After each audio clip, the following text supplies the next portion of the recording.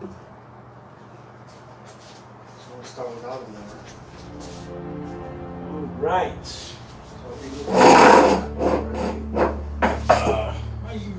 Either way. All right. Welcome, friends, to another webisode of Ortega Outings.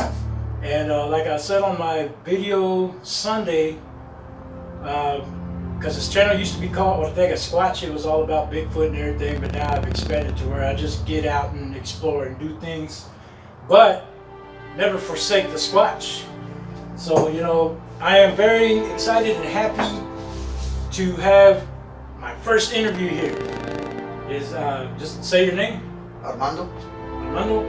And he told me this encounter about a couple of months ago, and I apologize I didn't get it up right away, but hey, it's worth the wait because I don't remember all the details, but it's like I'm going to hear it again for the first time.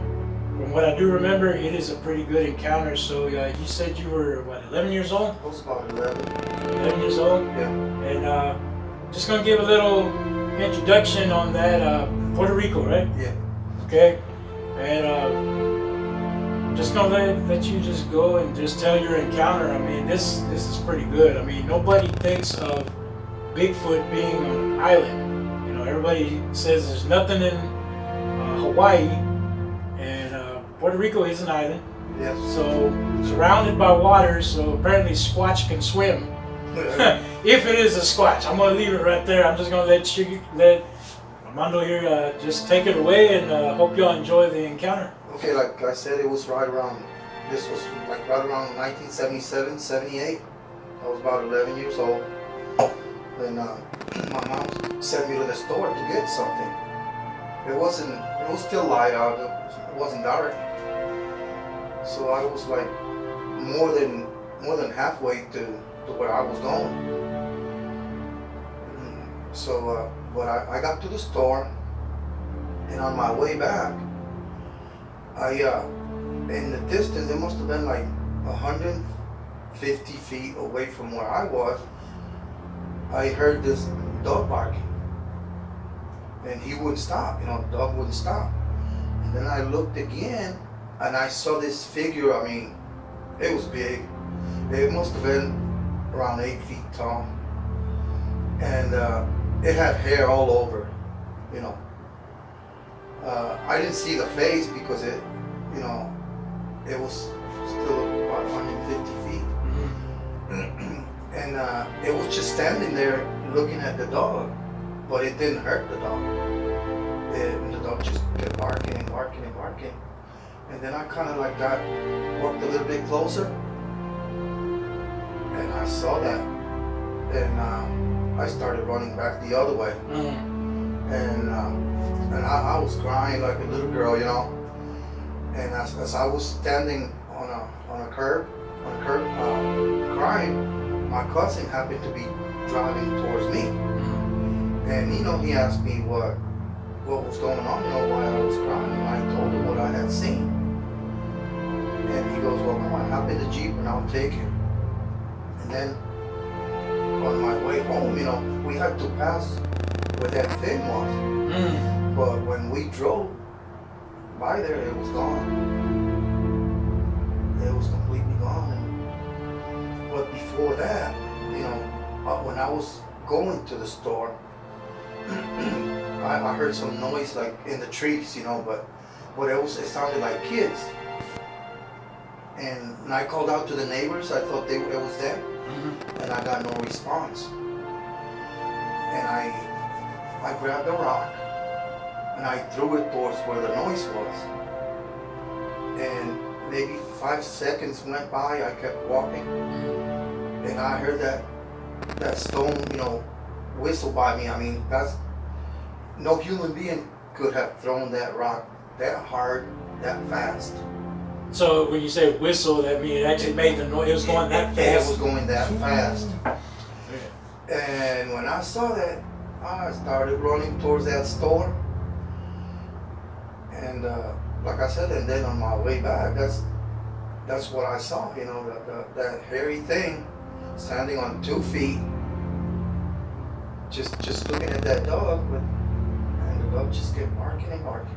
So what general shape did it have? It looked sort of like, like a Bigfoot, like that big, big arms.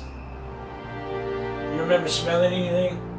Not that day, but I had another similar encounter, which is like I would always wake up real early, like at 5 o'clock in the morning, to go to school.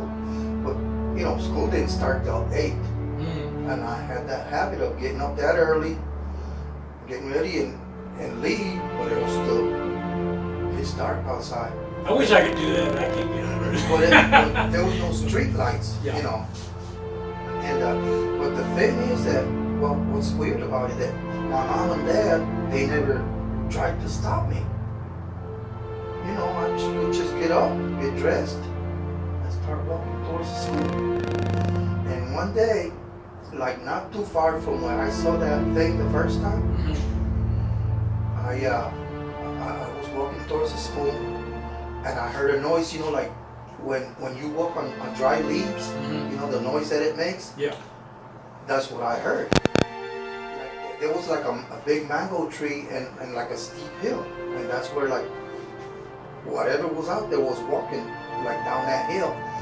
But I could tell by the noise of the leaves that it was walking pretty fast. And I kind of got scared. And Did you feel it was coming towards you? No, or paralleling you? It was going away from me. Oh, away from you. Okay. Yeah. And then as that happened, this horrible smell came to me, and when I smelled that, the hair in the back of my head stood up, and it was an ugly smell. Like how do you describe it? I describe it. I don't know if you've ever been to a farm, how old goats, an old goat smells. Yeah. It's like that, but 10 times stronger. Okay. And when that happened, I started running towards to the school. And I got there, and I couldn't wait till daylight, bro. And ever since that, I never walked through there by myself again. So even though on that you didn't have a visual encounter, just No. the smell, your discernment kind of kicked in, like, You're right. better get out of here, right? It was a different day, but it was in that same area, Okay. And after that, I never saw it again. I never experienced anything like that again. And were you like big time into Bigfoot, or was it like a lot of was it the talk where immediately it hit you, or is just it caught you off guard? You're saying, hey, this is... It caught me off guard because I didn't know what it was. At first, I thought it was something like supernatural, but then it dawned on me that it was not. It was. I had never heard about Bigfoot before, but then as time passed, I started thinking that was no supernatural. That was a Bigfoot, because all the hair and it was tall. It must have been 8 feet tall, and it was like muscular. And it was just staring at the dog. Just staring at the dog. Well, I mean, from all the studying and researching that I do, it's like there's 2 classes of opinions in what they call the Bigfoot community. Some people think they're physical animal. Others think they're like Neanderthal, like ancient man, but physical. And then there are others that think that they are supernatural, that they come in the forms of orbs and lights and all that. There's a dude out there, and he puts himself out there, so I'll say it, Dr. Matthew Johnson, who says that they are spiritual beings that can take form at night to feed. He's kind of crazy if y'all want to check him out there, Dr. Matthew Johnson. But I'm in the realm, and I've always told anybody who's talked to me about this, I'm a fan of Bigfoot. I bought Bigfoot shirts. I like it. I like Squatch. Do I 100% believe in him? No. because I haven't had mine. I've had something strange happen, which I'm gonna make a video about that. Well, you know about that. Remember about the rock that I found? And the print?